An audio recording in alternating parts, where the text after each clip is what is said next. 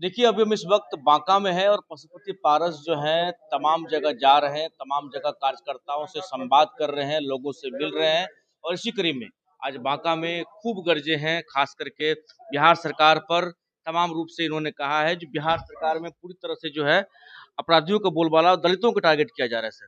देखिए, मैं बिहार सरकार पर गर्जा नहीं, मैंने हकीकत कहा जी। कि बिहार की सरकार बीमारू सरकार है। अब जिस स्टेट का मुख्यमंत्री ही खुद मानसिक संतुलन बिगड़ गया हो, तो वो व्यक्ति बिहार का क्या कल्याण करेगा। आज 20 वर्ष से माननीय नीतीश कुमार जी बिहार के सत्ता में हैं। आप लोग मीडिया के साथी हैं, आप लोग निष्पक्ष ये करते हैं, आप ही लोग बताइए कि 20 वर्षों में बिहार में क्या हुआ, जबकि केंद्र में भी आपकी सरकार है और बिहार में भी आपकी सरकार। आप कहते हैं कि डबल इंजन की सरकार है, तो डबल इंजन की सरकार है, लेकिन इंजन से डबल इंजन में कोई इंजन काम नहीं कर रहा, सब फेल्योर है। आप बिहार में सिंचाई की व्यवस्था देख लीजिए, शिक्षा की व्यवस्था देख लीजिए, गरीब की हालत देख लीजिए, इंदिरा आवास की व्यवस्था आप देख लीजिए। किसी भी तरह का काम जो है बिहार में बिना पैसे बिना घूस दिए हुए नहीं होता है। और यही कारण आप देखे हुए कि इधर देख रहे हैं कि लगातार घूसखोरी के आरोप में कोई न कोई पदाधिकारी पकड़ा जाता है। जब आप घूस पब्लिक पब्लिक से पदाधिकारी घूस लेता है तब तो पकड़ा जाता है, यदि घूस नहीं लेगा तो क्यों पकड़ा जाएगा। उसी तरह से आपको शराबबंदी है, बिहार सरकार कह रही है कि शराबबंदी है, शराबबंदी है, ढोल पीट रहा है बिहार सत्ताधारी दल के लोग, शराबबंदी है। और शराब पीने बंदी के चलते रोज दारू की बिक्री होती है, एक 100 रुपया का दारू 400 रुपया बिकता है। और पुलिस खाना पूर्ति करने के लिए शोषित दलित पिछड़ा अकलियत का जो लोग है उसको गिरफ्तार करके जेल में बंद कर रहा है। और अभी भाषण में हमारे प्रधान महासचिव जी ने क्या कहा कि 5,64,000 लोग, जो गरीब लोग हैं, जो गरीबी रेखा से नीचे के लोग हैं, दलित है, पिछड़ा है, आदिवासी है, अकलियत के लोग हैं, वो बिहार के विभिन्न जेलों में बंद है। उनकी सुधि लेने वाला कोई नहीं है। सरकार झूठी सरकार है जो कहती है कि हम गरीब के हितैषी हैं। ये गरीब का हितैषी नहीं है। यदि वो गरीब के हितैषी होता तो स्पेशल कोर्ट बैठा करके और बिहार सरकार अपने लॉयर्स के साथ करके और उन लोगों को जमानत दिलवाता। लेकिन ये काम नीतीश कुमार नहीं करेगा। नीतीश कुमार का काम क्या है बिहार में, जब से सत्ता में वो आए, घर का जो मुखिया होता है, स्टेट का जो मुखिया मुखिया मतलब मुख्यमंत्री, उसका काम होता है जो अच्छा पर मुखिया वही माना जाता है, अच्छा प्रशासक वही माना जाता है जो सभी लोगों को मिल के चलावे। लेकिन ये व्यक्ति तो ऐसा काम किया कि सबको टुकड़ा टुकड़ा में बांट दिया। दलित को संविधान के विरुद्ध, बाबा साहब भीमराव अम्बेडकर का जो संविधान है, उनके द्वारा जो लिखी हुई संविधान है, उसके विरुद्ध इसने दलित और महादलित शब्द का इस्तेमाल किया। और बिहार में 22 जाति दलित है, धीरे धीरे करके सब 21 जाति को दलित महादलित में जोड़ दिया, एक पासवान समाज को छोड़ दिया, और जो दलित का जो सुख सुविधा है वो सब महादलित लोगों को दे दिया। और वहाँ भी भ्रष्टाचार के चरम सीमा पर, वहाँ जितने भी इंदिरा आवास या जो भी चीज़ मिला दलित को, सही में किसी के पास नहीं गया, 30 से 40% कमीशन लेके जाता है। तो आप बिहार में दलित और महादलित बांट दिए, जाति के आधार पर आपने पिछड़ी जाति अति पिछड़ी जाति को 2 भागों कर दिया, लिंग के आधार पर आपने औरत और मर्द को बांट दिया, धर्म के आधार पर आपने हिंदू और मुसलमान को बांट दिया। आप करते क्या हो भाई? हमको एक भी काम बता दे बिहार का मुख्यमंत्री। ये जो थोड़ा बहुत चमक धमक देख रहे हैं वो तो भारत सरकार का पैसा है। तो भारत सरकार के पैसे पर आप रोड है, बिजली है, फलना चिला कर रहे हो। आप व्यक्तिगत रूप से कोई एक भी काम बता दो कि बिहार में क्या कभी कोई कल कारखाना लगाए। इतना बड़ा स्टेट बिहार है, 14 करोड़ की आबादी है, एक भी कल कारखाना बिहार में नहीं है। यहाँ सिर्फ चारों तरफ देखिएगा तो बालू है, पानी है, अल्लाह, इसके अलावा कुछ नहीं है बिहार में। यहाँ गरीबी चरम सीमा पर है, बेरोजगारी चरम सीमा पर है। अभी लाखों नौजवान बिहार का पढ़ लिख करके उसको आप रोजी रोटी नहीं देते हो, वो बैठे मन शैतान का होता है, वो क्राइम करता है। आपने क्या किया? आपने ऐसा कोई एजुकेशन नहीं दिया, टेक्निकल एजुकेशन नहीं दिया जिससे वो पढ़ करके उसको नौकरी मिले, चाहे प्राइवेट नौकरी हो या सरकारी नौकरी हो। आपने ऐसा काम नहीं किया। सरकारी स्कूल में जाके देखिए बिहार में, स्कूल का छत नहीं है, महिलाओं के लिए, बच्चियों के लिए पढ़ने के लिए व्यवस्था नहीं है, बाथरूम नहीं है, नल जल की व्यवस्था नहीं है। यही सरकार चलाना हुआ? ये सरकार नहीं चलेगी। और मैं एनडीए के तमाम लोगों से मैं आग्रह करता हूं कि आप, बहुत दिन हो गया, 20 वर्ष तक सत्ता की राजनीति का सुख भोगे हैं।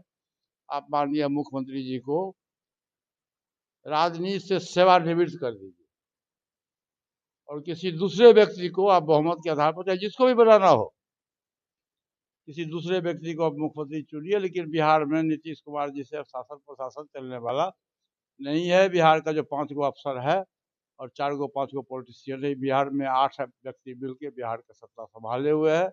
और गरीब मर रहा है, भूखमरी है, भ्रष्टाचारी है, लूट है, हत्या है, बलात्कार है, कोई सुनने वाला नहीं है। परसों में गया था हॉस्पिटल में, आप भी शायद वहाँ कल थे। कल पीएमसीएच। सॉरी, कल मैं गया था पीएमसीएच। जो 6 महिलाएं हैं, जो दलित समाज की है, जो अति पिछड़ी समाज जात के लोग हैं, उसको वहाँ का दिघवाड़ा का थाना प्रभारी क्या नाम है, अंकित।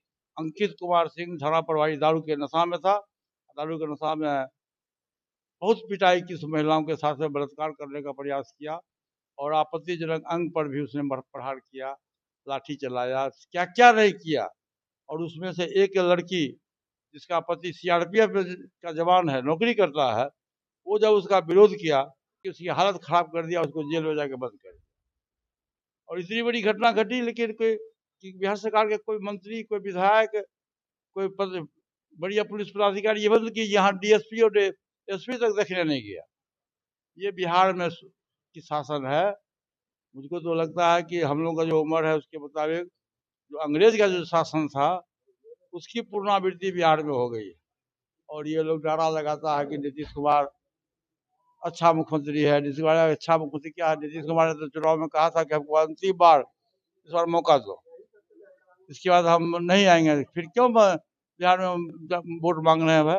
इसलिए देखिए, ये बीमारू सरकार है। बांका में मैं आया हूँ, हमारे दल का और दलित सेना का ज्वाइंट जिला सम्मेलन है। ये 18वां जिला हमारा है। हमारे पार्टी का फैसला है कि चलो गांव की ओर, और हम लोग गांव की ओर निकल गए हैं। पूरी पार्टी हम लोग निकल गए हैं और यहाँ भी हम आए हैं सर्वे करा करके। जो शोषित दलित पिछड़ा का जो हक है, हमारे राष्ट्रीय अध्यक्ष स्वर्गीय रामविलास पासवान जी कहते थे कि मैं उस घर में दिया जलाने चला हूँ जिस घर में सदियों से अंधेरा है। तो हमारा संकल्प है, हमारी पार्टी का संकल्प है, उन्होंने जो शोषित दलित पिछड़ों के लिए काम किया, उनके द्वारा जो छूटा हुआ अधूरा सपना है, उस अधूरे सपना को हमारी पार्टी और हम लोग प्रयास रहेगा कि शोषित दलित पिछड़े का हक हम दिलावें। अच्छा, आप कल इफ्तार पार्टी में भी शामिल हुए, आरजेडी सुप्रीमो द्वारा जब इफ्तार पार्टी दिया गया, चर्चाएं तेज है। तो क्या पारस जी, वैसे तो आप कह रहे हैं कि 14 अप्रैल को हम लोग घोषणा करेंगे, तो कल को लेकर के जो सियासी समीकरण लगाया जा रहा है? सियासी समीकरण नहीं, हमने 15 तारीख को, 15 जनवरी को हमने निमंत्रण दिया था, सरकारी पक्ष को भी दिया था और विपक्ष के लोगों को भी दिया था। और सरकारी पक्ष के कोई भी लोग हमारे निमंत्रण को स्वीकार नहीं किए, लेकिन आदरणीय लालू प्रसाद यादव जी और पूरा आरजेडी का टीम हमारे दही चूड़ा के भोज में वो लोग गए। मैं उनका स्वागत किया और वो बधाई के पात्र है कि हमारे यहाँ गए। कल जब मुझको निमंत्रण मिला अब्दुल बारी सिद्दीकी जी के घर पर, कल निमंत्रण मिला था, कल इफ्तार पार्टी का ये, तो मैं उसमें गया और बहुत अच्छे ढंग से मैंने देखा कि काफ़ी संख्या में भीड़ थी। सबसे अधिक भीड़ वहाँ मुस्लिम समाज के लोगों की थी, क्योंकि मुस्लिम समाज के 8 संगठन ने अपनी नाराजगी जाहिर की है कि पूरे देश में 3 व्यक्ति का कहा है कि उसका बहिष्कार करो। आंध्र प्रदेश में नायडू का बहिष्कार हुआ, बिहार में नीतीश कुमार का बहिष्कार हुआ और चिराग पासवान का बहिष्कार हुआ। कोई मुस्लिम संगठन आप देखिए यही होगा कि कोई दाढ़ी और टोपी वाला है, चाहे नीतीश कुमार जी का इफ्तार पार्टी हो या चिराग पासवान जी का हो, कोई दाढ़ी टोपी वाला नहीं था, खाली हिंदुए लोग दाढ़ी टोपी लगाए हुए थे। आपने देखा होगा, या जो अखबार में नाम आया है आप उसमें से देखिए किस व्यक्ति का नाम है। पूरे बिहार में एक कुछ है, कुछ सुनने में जैसा आया कि सिवान से कोई खां करके है, जो चिराग पासवान की पार्टी ज्वाइन किए हैं, वो जब आए तो उनके साथ ये लोग गाली गलौज किया, वो गुस्सा करके भागे। तो ये बिहार की स्थिति है। बिहार को आप देश को आप चाहते हो दो भाग में बांटना, जात के नाम पर, धर्म के नाम पर, तो ये नहीं चलेगा। इसलिए मैं कहने आया हूँ, बांका की जनता से मैं आग्रह किया हूँ, ये बीमारू सरकार को आप अपदस्थ करो और नए जो बिहार के विकास में जो रुचि रखता हो, जो नया व्यक्ति है, जो नई पार्टी है, आप उसको इस महापर्व में आप अपनी सहमति दीजिए, अपना वोट दीजिए। और मैं ये भी कह रहा हूँ आपको कि आने वाले समय में जब भी बिहार का चुनाव होगा तो बिना राष्ट्रीय लोक जनशक्ति पार्टी की किसी की सरकार नहीं बनेगी। एक अंतिम सवाल लेंगे, दलितों को लेकर के आपने कहा, जो दलितों पर इधर जो है कई घटनाएं हो रही है, कई लोग हैं जो दलितों के नेता बताते हैं लेकिन वो उनके दुख में शामिल ही नहीं होते हैं। मैंने तो आपको कहा न कि औरंगाबाद की घटना आप देखिए ना, उस दिन तो आप लोग गए थे ना। जी गए थे। 14 तारीख की घटना है, जिस दिन होली था। दलित समाज की 10-12 बच्चियां, 12 वर्ष, 13 वर्ष, 14 वर्ष की लड़की होली खेल रही थी, मिट्टी कादो खेल रही थी, और मिट्टी कादो का छींटा पड़ गया उसके गेट पर। तो जो लोक जनशक्ति पार्टी रामविलास के पार्टी का जो जिलाध्यक्ष है मनोज सिंह, उसको इन लोगों ने टिकट भी दिया था 2020 के चुनाव में, विधानसभा का चुनाव भी लड़ा। उनके बेटे के द्वारा ये शब्द का इस्तेमाल किया कि 7 सवार होली खेलेगा, और गाड़ी निकाला और गाड़ी से रौंद दिया। उस बच्ची की मृत्यु हो गई घटनास्थल पर। 2 बच्ची का पैर टूट गया, हाथ टूट गया। और लोक जनशक्ति पार्टी रामविलास का जो ट्विटर हैंडल जो करता है, उसने लिखा कि ये हत्या नहीं है, ये रोड एक्सीडेंट है। जो अपने को दलित का बड़ा नेता कहता, उसको चुल्लू भर पानी में डूब के मर जाना चाहिए। मैं यहाँ तक कह रहा हूँ, है हो रहा है, हत्याएं हुई, जानबूझ करके सामंती के द्वारा उस बच्ची को मार दिया गया। और आपका ट्विटर कहता, आपकी पार्टी कहती है कि हत्या नहीं हुआ है, ये रोड एक्सीडेंट है। आप सरकार में हो, इसकी जांच कराओ। बिहार सरकार इसकी जांच करावे कि उसका एक्सीडेंट, उसका मेडिकल रिपोर्ट लावे कि उसका एक्सीडेंट कैसे हुआ, उसकी मृत्यु कैसे हुई है। आपने मांग किया तब जाके मैं मांग करता हूँ, आज ही मैं मांग करता हूँ कि चूंकि उनको बिहार सरकार पर विश्वास नहीं है, इसलिए मैं मांग करता हूँ भारत के माननीय गृह मंत्री जी से कि आप इसकी न्यायिक जांच कराइए और इसकी जांच सीबीआई से निष्पक्ष रूप से काम कराइए। चलिए, तो हमारे साथ पशुपति पारस थे जिनसे हम बात कर रहे थे, क्या कुछ कहा वो भी आपने सुना था। तो इन दिनों लगातार जो है पूरे बिहार का भ्रमण कर रहे हैं, तमाम जगह जा रहे हैं, लोगों से मुलाकात कर रहे हैं, कार्यकर्ताओं से संवाद कर रहे हैं। बाकी ऐसे तमाम खबरों को देखने के लिए बने रहे न्यूज़ बास्कोप के साथ।